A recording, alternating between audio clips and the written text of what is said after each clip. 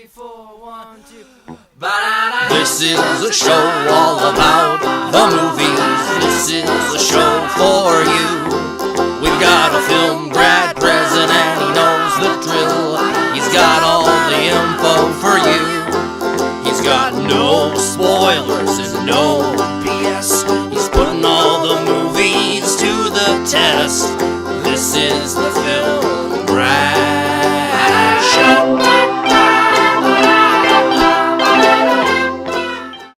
Hello film fans and welcome to Film Grad Reviews. My name is Heath and this is my look at NBC's new show, Hannibal. Now if you are familiar with the Thomas Harris novels and films, then you'll know that Hannibal is a little dark and a little gory. So I'm just going to go into a little bit of history on the character. Hannibal Lecter was created in 1981 with Thomas Harris's novel, Red Dragon. The novel focuses on Will Graham, who is a FBI profiler, and Hannibal Lecter is a cannibal that he catches in the beginning of the novel. It was later adapted into a movie by Michael Mann, and it was called Manhunter. It was not very good, but in recent years it has been reevaluated, and it's very 80s. Silence of the Lambs was the next film. That was Jonathan Demme. That came out in 1991 was the film. 1988 is when the novel came out. And that's got Clarice Starling, or Jodie Foster, playing Clarice. And the infamous Buffalo Bill tucked dancing scene. If you haven't seen that, look it up. It's pretty great. Next novel is Hannibal. Came out in 1999, and the film in 2001. The film was directed by Ridley Scott. I'm not a big fan of Hannibal. I felt it was a little much, I think. I think Gary Oldman is a guy in a wheelchair, been like eaten by pigs or something. Anyway. Next is my favorite. Red Dragon was remade into a movie, and actually called Red Dragon this time by Brett Ratner. And of course, again, that is Will Graham, and introduces Hannibal Lecter again. But this time it's Anthony Hopkins. Anthony Hopkins had taken over the role in Silence of the Lambs and has done a bang-up job. He is great at it. Ed Norton takes over the role as Will Graham, and he does a good job as well. Red Dragon is my favorite of all of them, and then Silence of the Lambs. Next, after that, is a Peter Weber film, Hannibal Rising. I've never seen Hannibal Rising. The book came out in 2006, and the film came out in 2007. I've never seen this one, so I don't know if it's good or not, but it's a prequel to everything that's happened. So let's get into the TV show. Hannibal is on NBC, so it is on network television. And so they have to abide by the PG-13 kind of mentality, but it definitely reaches R rating, or close to R rating. So Hannibal actually touches on why TV is such an important medium. You can tell a longer story and keep it fresh so that people don't have to sit there and watch a 6-hour miniseries. They just make a TV show and release several different episodes, and that leads to a greater story. So you're not having to cram everything into one miniseries or one season. You can explore the whole scope of things over a course of the entire length of the show. So we are introduced to Will Graham, who's played by Hugh Dancy, who looks English. He looks really English, and he is English. We get to see him become an FBI profiler, a special agent. Lawrence Fishburne plays Jack Crawford. He brings him on to investigate a series of murders of teenage girls or college-age girls that are being abducted and murdered. The scenes are beautiful. They're crisp.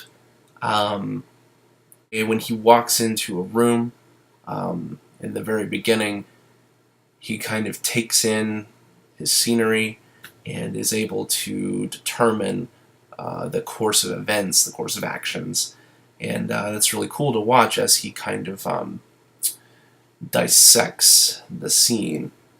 So he's able to determine what happened when the killer broke in and like where he shot the person and what he did to them and why he did what he did. It's very fascinating to see.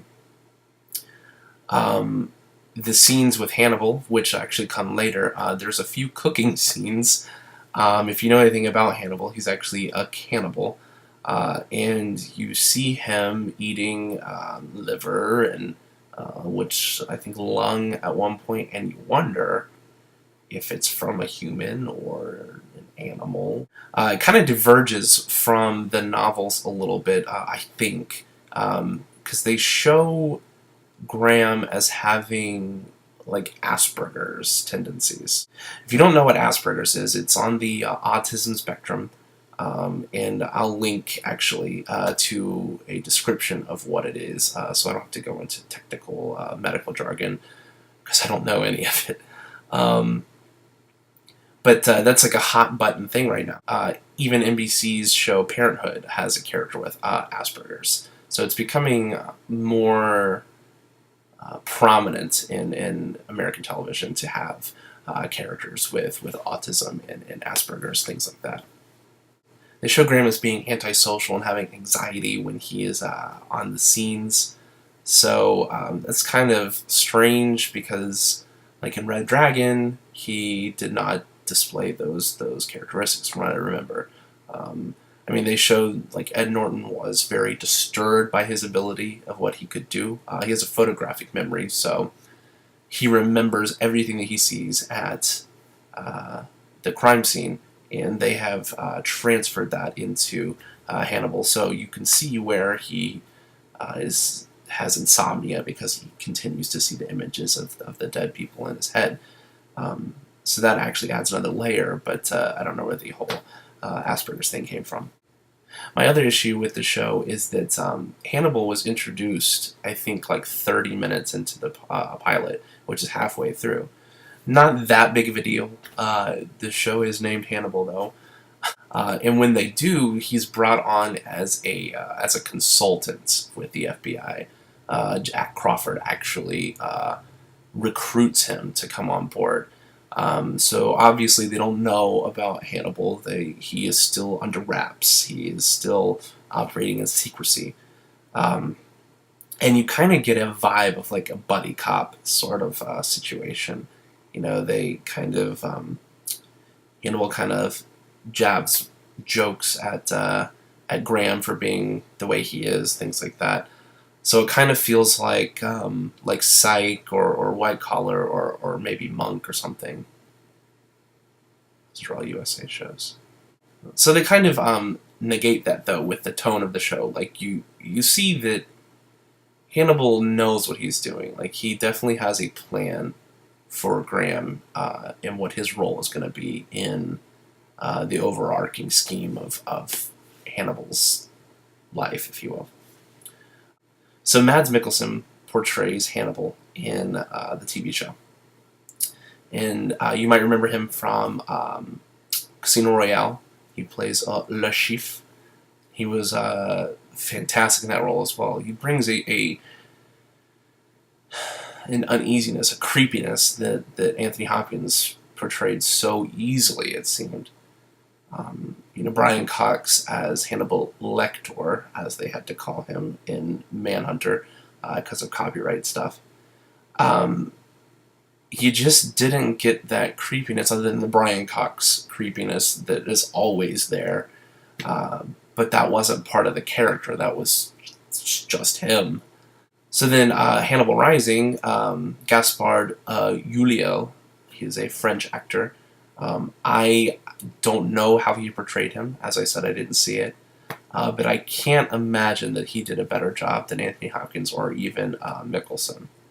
So it's worth seeing just to see how he brings life to this character. I definitely recommend Hannibal.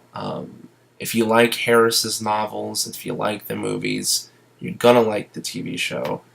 It comes on Thursdays after The Office on NBC, and it's definitely worth checking out.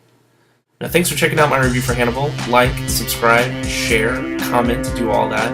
If any of my information is incorrect, please comment down below and tell me about it.